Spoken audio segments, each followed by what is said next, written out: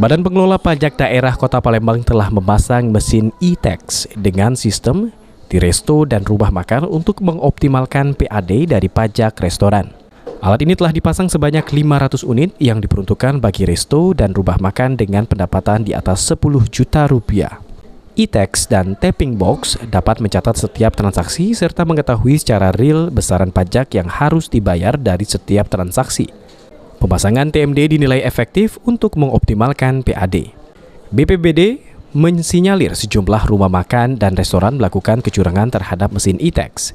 Selain melakukan pengecekan secara rutin, pengawasan juga akan dilakukan terhadap rumah makan dan resto yang telah dipasang e-tax. Yang menggunakan alat TMD yang sistem, mereka hampir seluruhnya patuh karena tidak bisa dimainkan. Nah, tetapi kalau yang tablet ini banyak. Nah, yang tablet inilah yang menjadi target kita untuk kita ganti dan selalu kita awasi.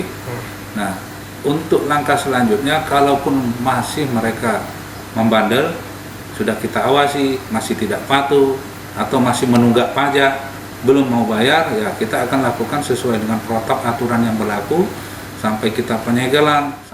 Pemerintah Kota Palembang menaikkan target pendapatan asli daerah Palembang tahun ini menjadi 1,5 triliun rupiah dari target tahunan sebelumnya sebesar 1,3 triliun rupiah.